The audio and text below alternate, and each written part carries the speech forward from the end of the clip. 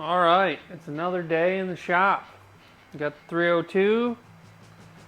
Today we're going to use this hone to hone out these cylinders, get them ready for the new rings and pistons. This block has cross hatching in the top and in the bottom, so all we're going to do is ride these stones back and forth to clean up the bores. And it's a fine stone, so it's not going to change the shape of the cylinder or remove a whole bunch of material. We're basically just looking to clean the insides of these up, get that rust stain from the old rings and where the pistons sat for quite a while. These bores are straight. This was a running engine. There was nothing wrong with it. We're just doing a little bit of upgrading. So we'll run this hone in and out of here, get everything cleaned up, get some fresh cross hatching for our new rings, and yeah, we'll go from there. Here we go.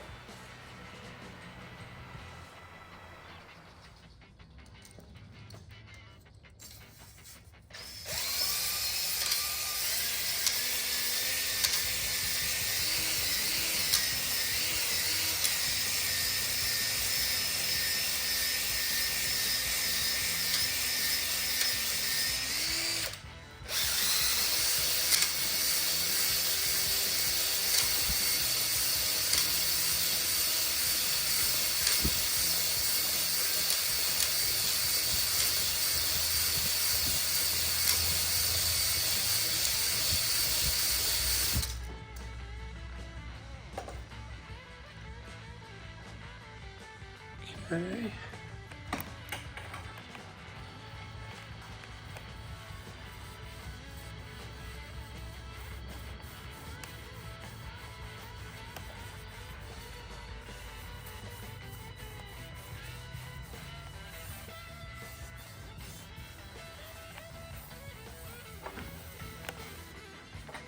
Just a little bit of staining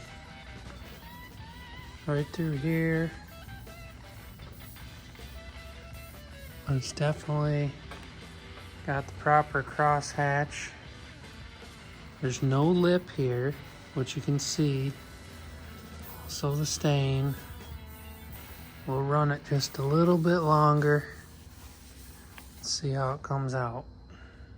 Alright, that looks pretty good. We got a 220 grit. I know you see that ring there, but there is no ring that is smooth. We're just looking for that surface to reseat these rings. That's what it looks like now. And this is what it looked like before.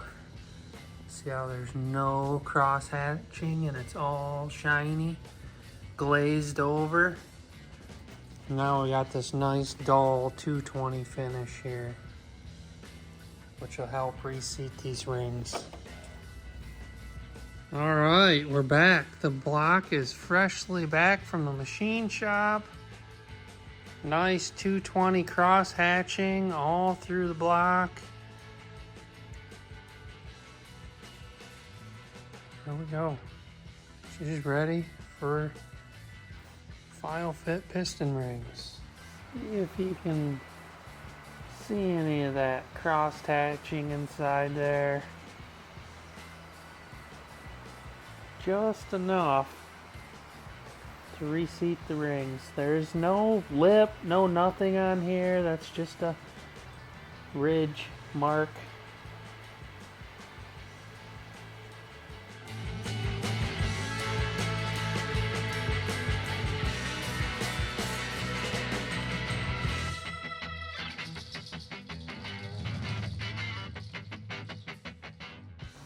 Just as a disclaimer, which seems like you have to do that for everything, you're going to have to use your own judgment and see if your block needs bored or if you can get away with a hone. You don't want to have cylinder taper. That'll cause fatigue on your rings as the rings have to go in, out, and they eventually lose their elasticity? No. Their shape. So, you're going to have to do your own research, do your own judgment. I have done this to 302s. This being one of them, it was done before. And the other one was in a Mustang. It was pulled out, put in an F-150. It is currently in a Mustang. Again, still going, just fine. No smoke. Just, you gotta use your own judgment. If your cylinders are all marred up and it looks terrible, you get it bored. But I've been able to get away with this quite a few times and not have any issues. Yeah, is it optimal horsepower? Probably not. You know, fresh bore, you might gain three more horsepower. This will do just fine. It's a stock block 302, and you know, budget build, just to drive, have some fun, beat on it. If it breaks, it breaks. We do it again. We've got more. But these cylinders turned out great. They look really good. Feel like I'm repeating myself, but let's set some rings in there and check our gap.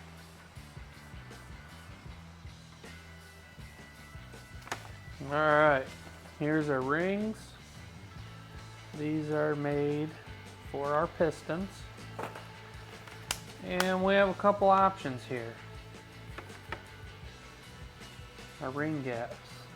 Street, naturally aspirated. Street, towing, nitrous supercharged. Hey, that might be an option, right? Maybe some nitrous. Probably not, but it's 80 thousandths. And then here's all our numbers for our piston to wall clearance, which we'll check the best we can. Here's all the options. Have to make a decision. I believe these factory rings, when I took them out, was 30 thousandths. But each piston combination is different. Like that's these pistons are saying this ring gap for each application. General clearance guidelines. Oh yeah, okay. Street naturally aspirated 4'4", which is what we have. Gap factor equals 0.026 total. Okay. And we were at about 30 with our rings that we had in there. So not bad. I must have did something right 25 years ago. But all right. Let me show you the pistons. These are the rings.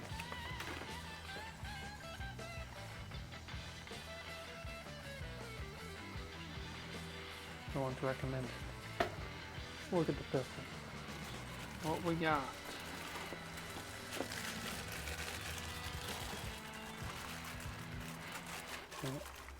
Get it out of the bag.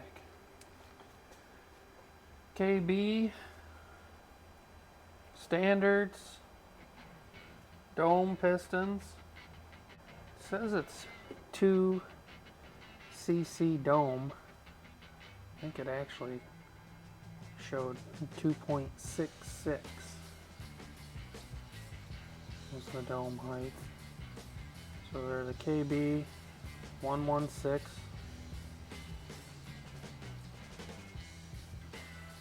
Big valve reliefs for our AFR heads. It'll clear the 202 valve.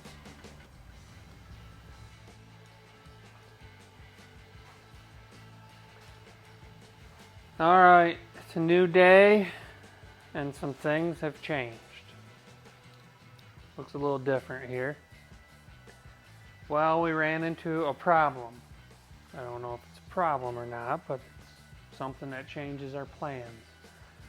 The 302 that we just tore down wasn't a 302.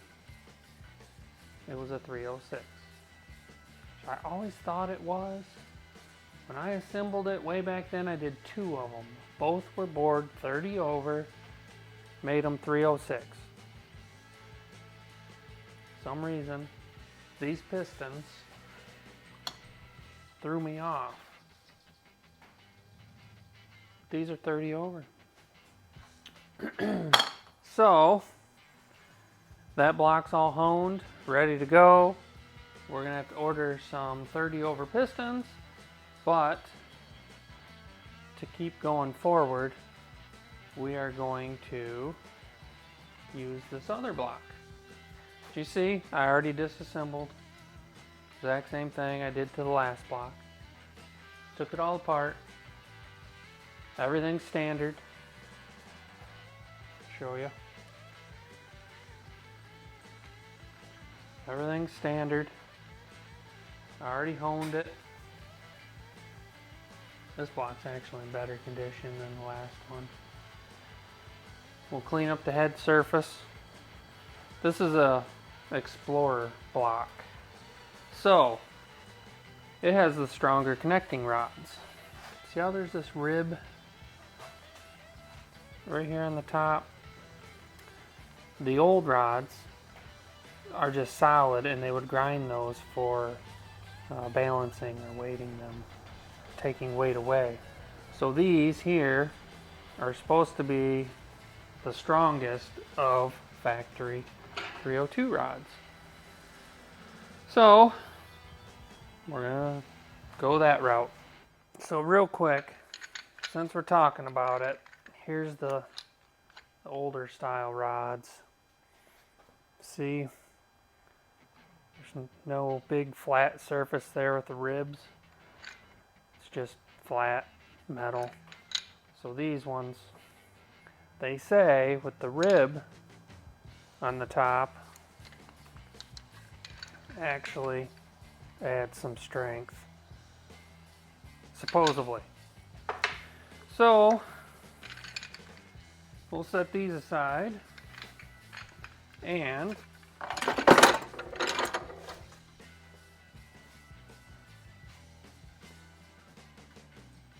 believe it or not, I don't have a shop press, so I gotta go over to a buddy's house, press these pins out so we can disconnect these rods and press our new pistons on.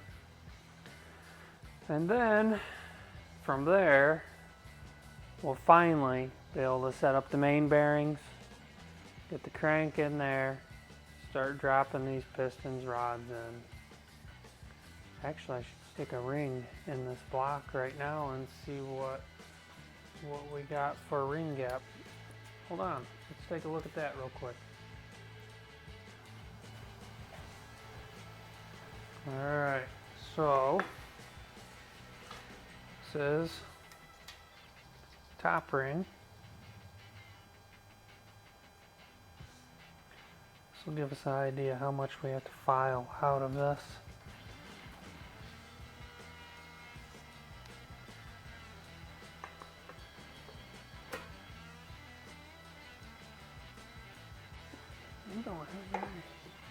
I realized how close to the top the pistons are and rings. Alright, this is 25.025. Oh yeah, plenty of room. It's supposed to be 26 is what these KB pistons recommend.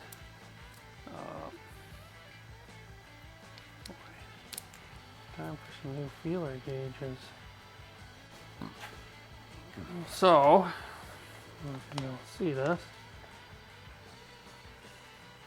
Oh, I gotta do math.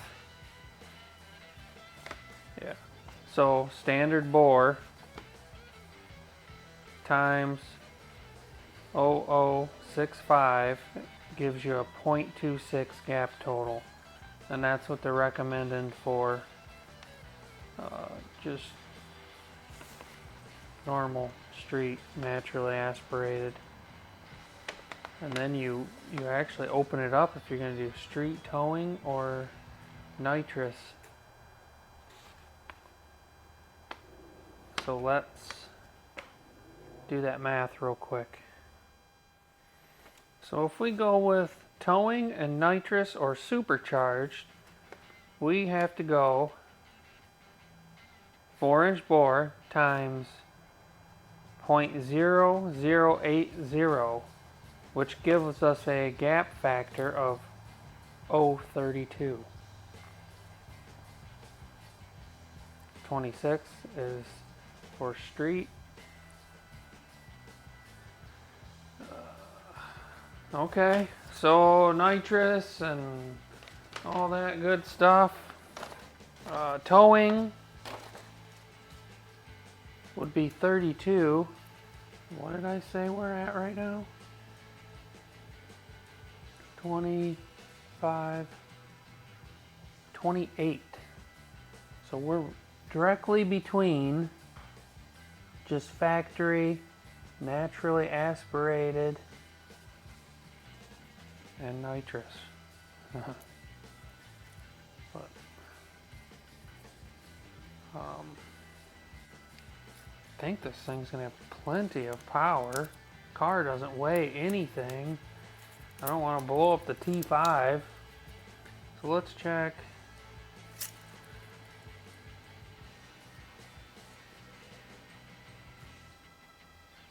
That's 30.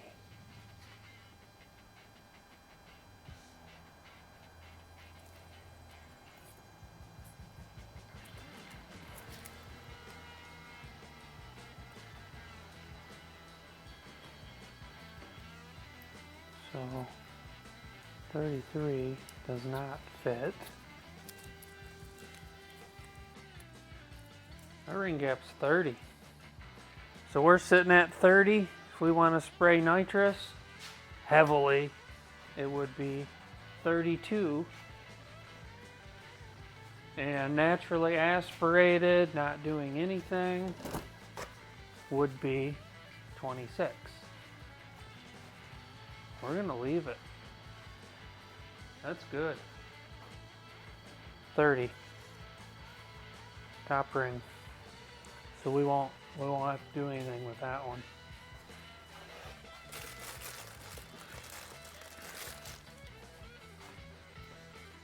Let's check one more.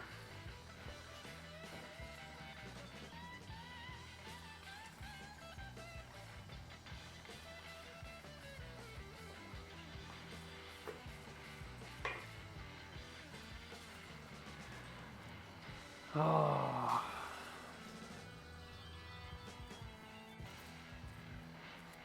This one.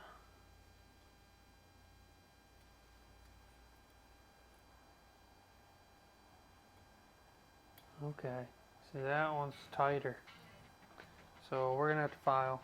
I think I'm gonna go with 30. This one's 30. We're gonna just make them all 30 all the way across. That'll be good. So we'll have to file that one. Alright.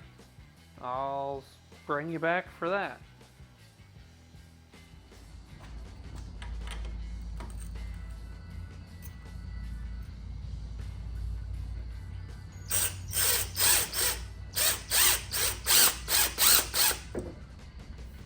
Definitely doesn't take much.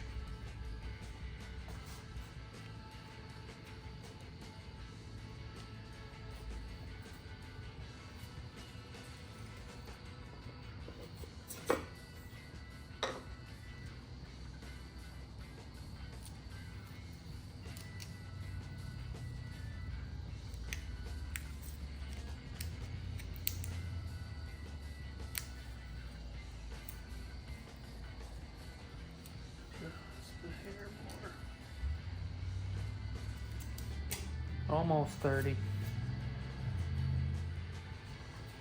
Try this. This is just the top rings we're doing first. factory ring was 35. Big old gap. Oh, there we go. Perfect.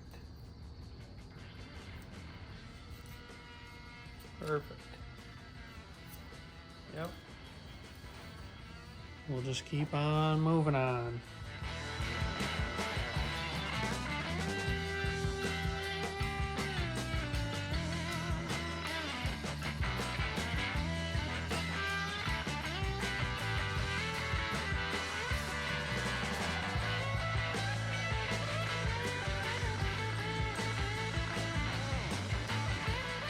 Okay, all the rings, top rings, are filed to 30.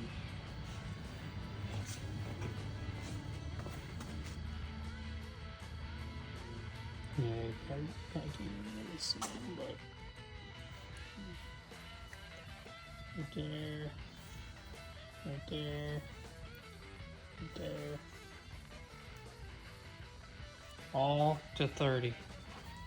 0.030 top ring. Well, let's see if I can get in here and write on these rings. It's not looking like it's gonna work. I don't have a white paint pen or anything.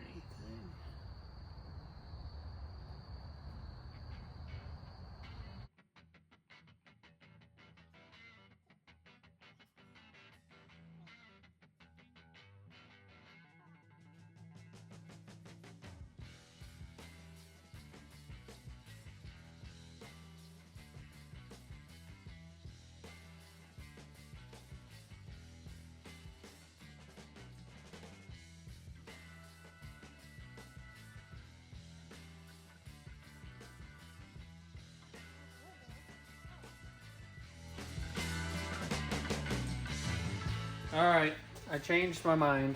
I'm not gonna go with the hash marks on those rings individually. I'm afraid they're gonna come off. So I'm gonna write on each piston. We're gonna label each one. And I'm gonna put the top rings and bottom rings on these as we go. Just so they don't get mixed up and each ring sticks with each cylinder.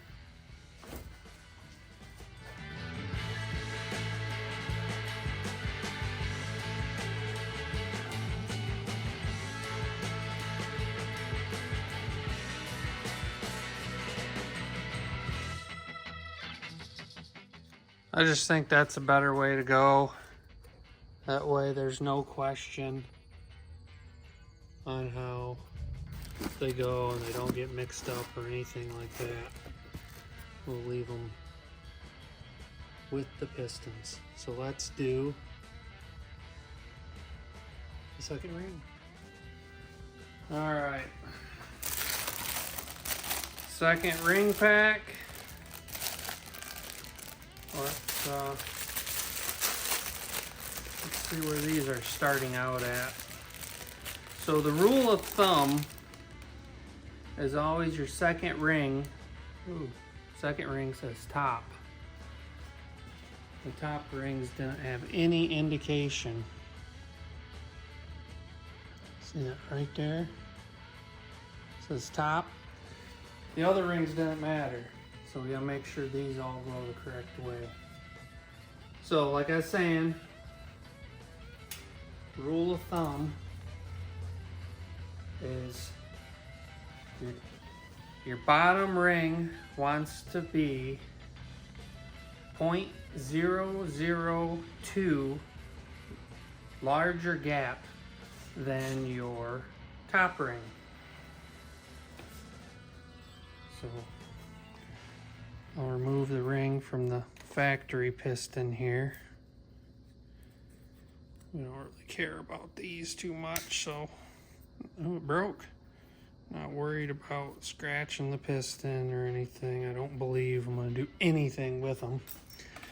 So I take that second ring off so I can push this down in the cylinder a little further than we did the first ring. The bores should be the same all the way. Nice fresh bore. There shouldn't be any taper or anything in this. Let's see where we're at. So we want to see 0.032. And, oh man, that is super tight. So we're definitely gonna have to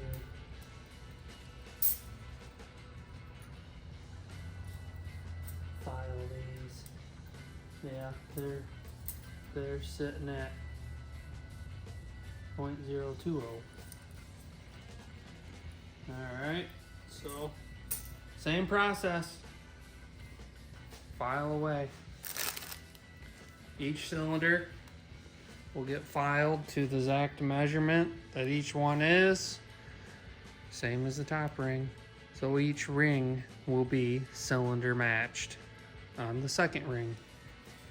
Here we go, get filing. Alright, got that filed. Put it in the correct orientation. Let's see where we're at.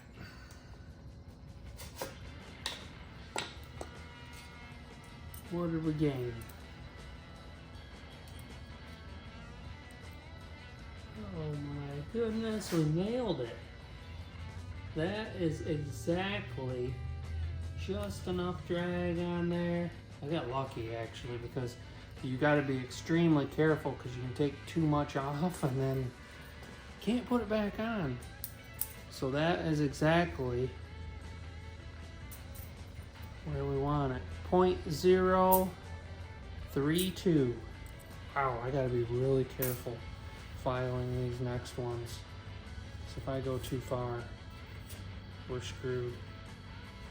So we're gonna put this on the number 1 piston. I don't know if you could see that on the time lapse of the top. I'm doing the top ring. See which side it's filed. Sometimes there's a slight edge on the top from filing. This is a really fine file. That's all it takes. You just want to drag it across the top just to take the little burr off. And then you won't have any scuffing or anything like that. All right, number 1. Second ring. Well, I wonder, since we don't have the oiler on there yet, can we go from the bottom? Oh yes. Yep, we'll put it on from the bottom side so we don't have to go over the top ring. There it is.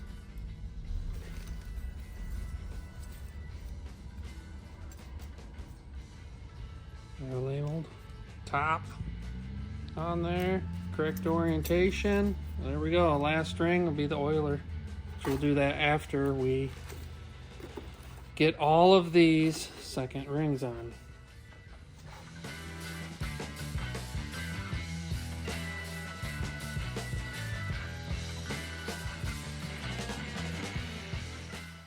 Okay, there is all the rings. Once you get going, it seems to get easier. You kind of get a feel for how much pressure you need to apply to the ring grinder. It makes everything go a little more fluent. You seem to get a little faster because you're trying to be consistent and make them all the same pressure.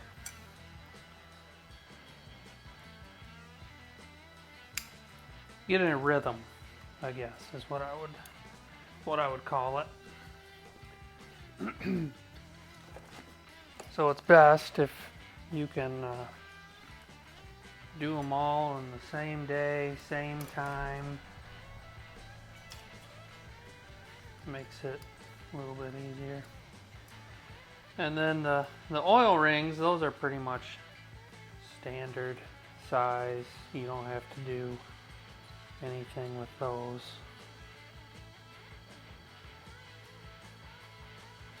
When you buy your oh, pin's coming out. That's what's going on. When you buy your piston rings, they're pretty much already set up. Just your first and second ring are the ones you need to worry about.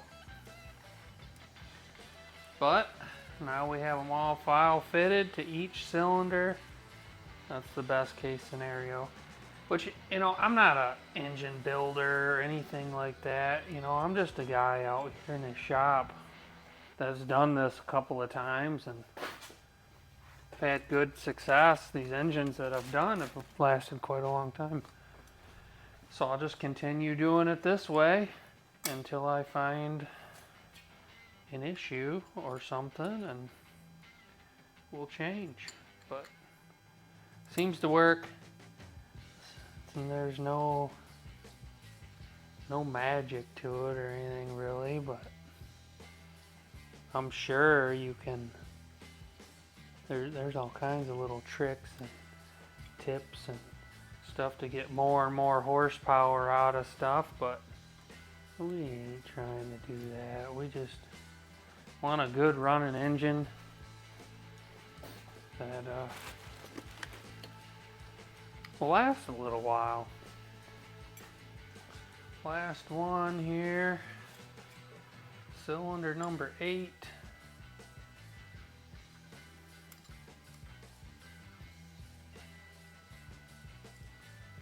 Still have to go get these rods pressed off of factory pistons so we can get them put in here.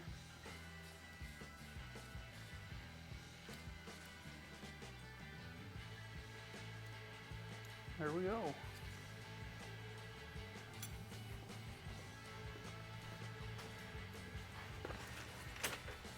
It's all 8.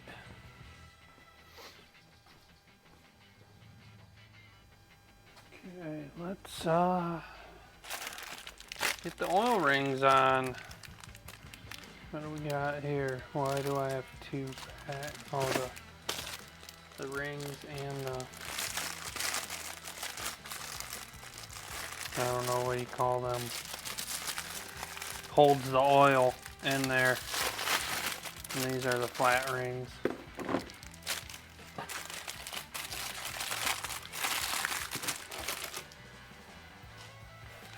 Oh yeah, some directions. A little late for that.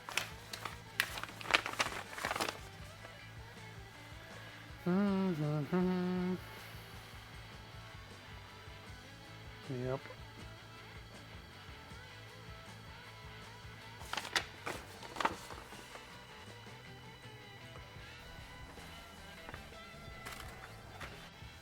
Anyway, enough with that. Let's get these put on. Get the crank out of the way. Man, someone is outside tearing it up on a bike.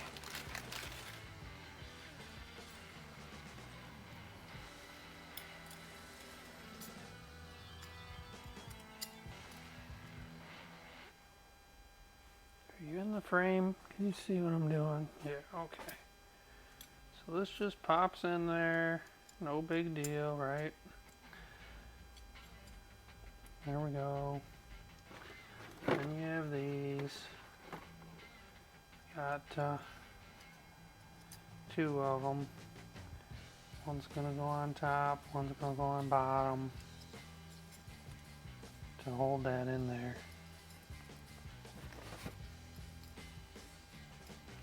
I'm gonna use those ring pliers. Where did I leave them? Oh, here we go again. I just had them. Oh, I think everybody does this, right? Jeez, they're right next to me.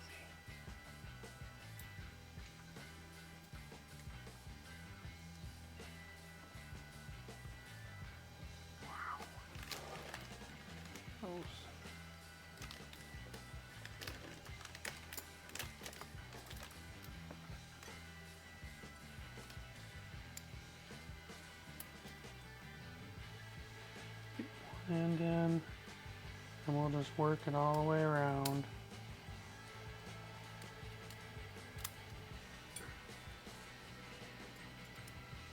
Pick it up just a little bit in the top. Next one. Do not want to break these as long as it takes to get parts.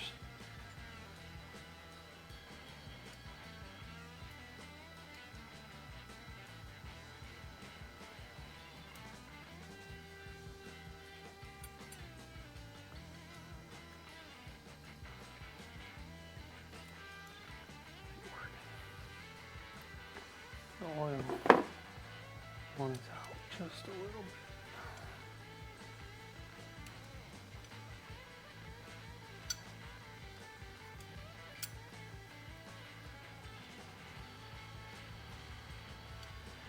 Move this up.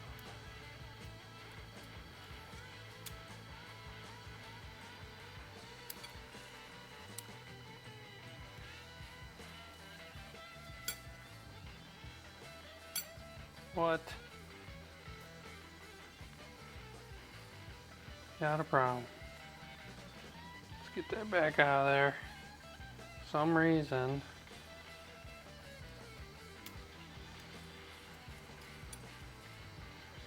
Oiler ring.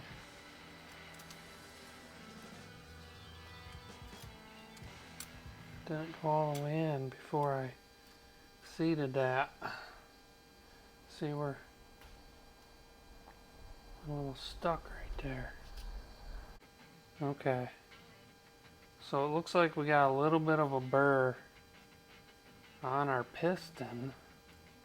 Let me try something here first. Let me spin this ring around to over here. There we go. That'll work. Just had to get it down in there.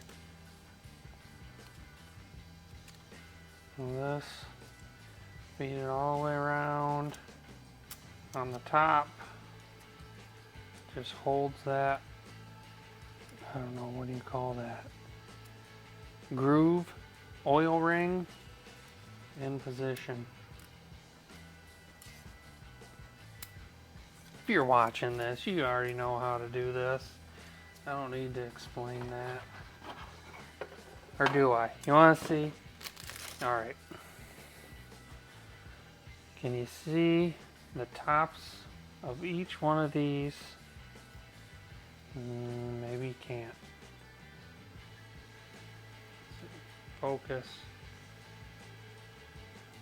No, it's not going to focus. Not going to work. Can't show you. And each one of these, there's a little bubble up, and that ring goes on top and holds that in, and then there's a little lip on the bottom that it holds them in there. Okay. Where was I? Gotta do the bottom one. These ones have no markings. I usually like to just put one on and then spiral it around. Try it. Oh yeah. That's gonna work so much better.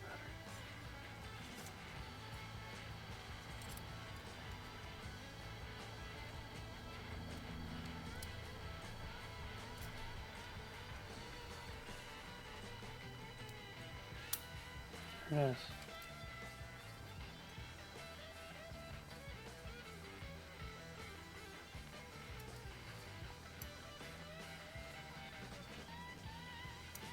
Maybe we have that burr there.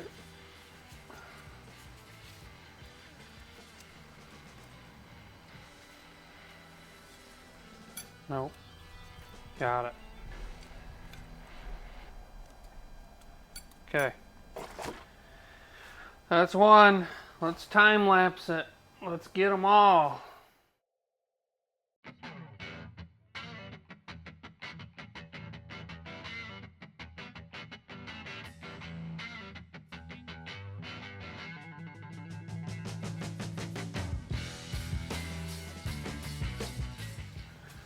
See, once you get in the groove, things start to go a little bit faster.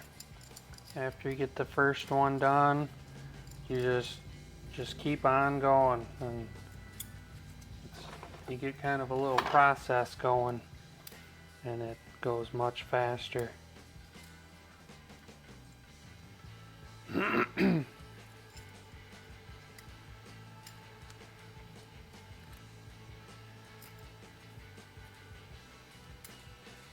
Just work that ring all the way around. I like to give them a little bit of a spin, make sure they're nice and free still. Helps if you start on the side where the wrist pin is and get that started in there, and you just spin it all the way around, working it in with your thumb, holding on to the end so it don't scratch, and it drops right in, nice and free. Same thing with these. Start right here where the wrist pin goes in, kind of get it on a little bit of an angle, just works right in there. Hold this end up and just work it all the way around with your thumb. That's in. Just keep repeating it. Once you get that one started, it goes pretty quick. Hold the end, drop it in. Free. Top, well, I guess this would be the bottom, the oiler ring. Get it in there, work it around, holding to this end. Drop it in. Free. Last one. Here we go. Repeat. Now repeat.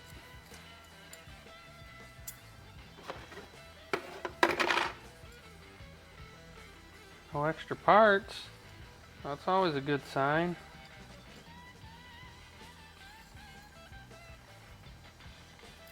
Not gonna lie to you. That first piston we did, and I was struggling with it that whole time, and the first clip of doing this, I'm going to take that oiler ring back off.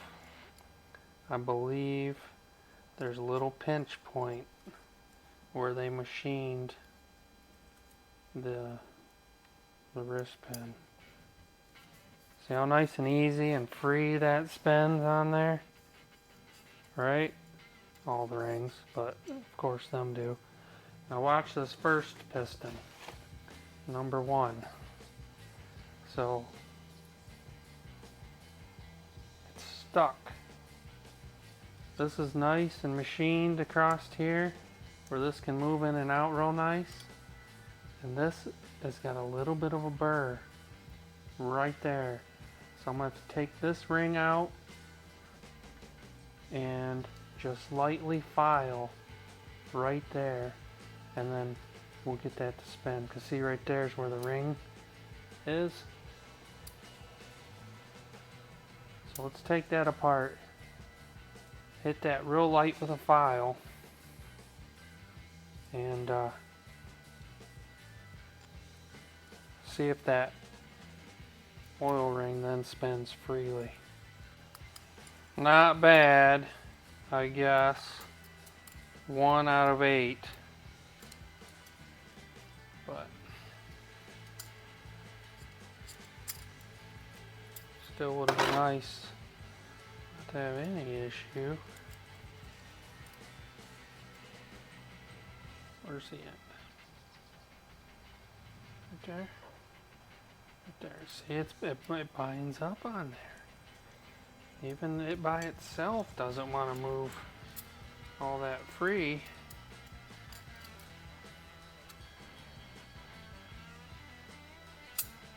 That's amazing. Good thing we caught that, because these rings, no matter what everyone says, how you want to put them in there without them being the gaps, the ends, you know, lined up. Wow, see?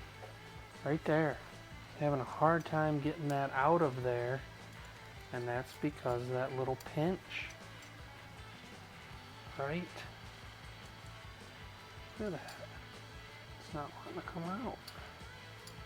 That thing is stuck in there. Do not want to break it. Let me put it back in. We'll try to spin it around to where the gap is right there where the pinch point is. Okay, now watch. Let me get it on each side of the pinch there. See, show you how easy it comes off this way. Yeah, see. So right there, we're gonna have to clean that up. Let me find something. I don't think I want to use that file. All right, found this little jeweler's file here. Let's see. Yep, it's just this side, right here. Let's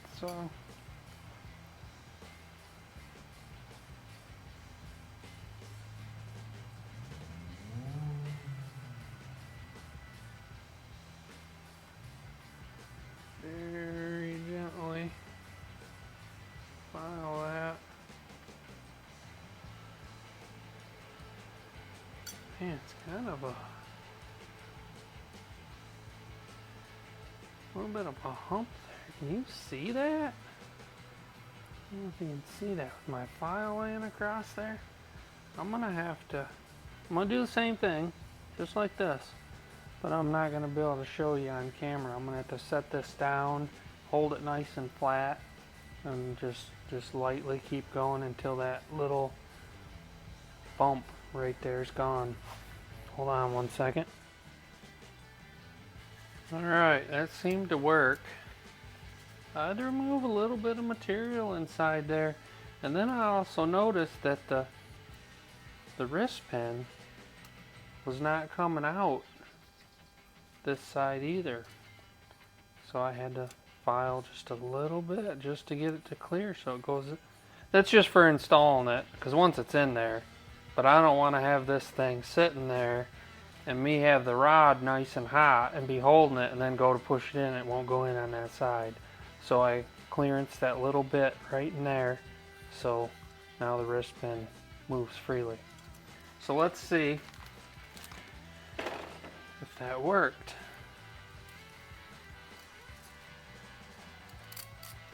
Let's put this in there. Get a hold of it. So far, so good. It's spinning. These on.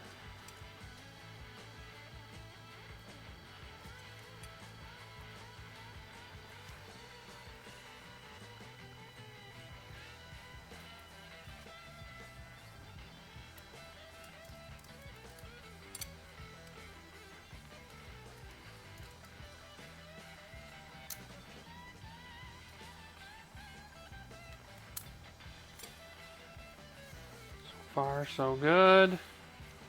One more.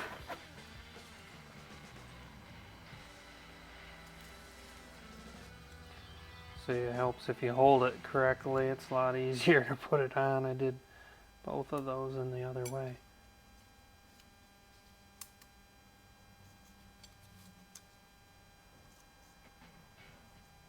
Boy, it's still not. I mean, it's better. I got it spinning, but there's just a, oh, there it goes. There it goes. Okay. That's good. That's good. There we go. Alright. Good thing we caught that, because I don't know if I finished my sentence or not, but that's no matter what anybody tells you, these spin in the bore. So everyone tells you not to line up these two rings like this in the bore. They want you to stagger them. Well, over time, these are spinning in the bore, and they're moving. Granted, if you start them on the other sides, opposite each other, the chances of them lining back up are less. So, I like to go in line with the pin on the top one, and then same thing on this side with the pin, and that gives you the best chance of them not spinning and lining back up, but they spin. So, all right, so that's rings. All file fit, numbered, ready to go back in the cylinders. So tomorrow I'm going to run and get the pistons pressed off of the rods, and then we will put these back on, put these pistons on the rods.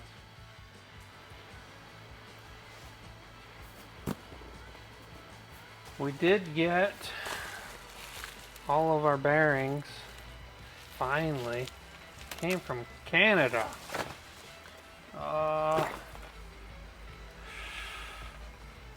Yeah. What are these? Rods? Mains? I don't even know. I didn't even look.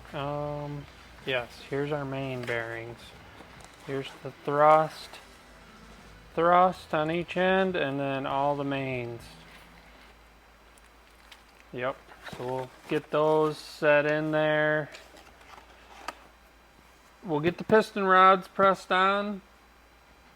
We'll get this in there, get the crank in, plastic gauge. Yep, I got plastic gauge. I know, not the most scientific way of measuring, but it works. It works just fine. So, there we go. I'm gonna call it a night, go in. I got tomorrow off of work, so that's nice. And I'm gonna try to run over to a buddy's house and get the rods and pistons all set up. But so long for now. See everybody tomorrow.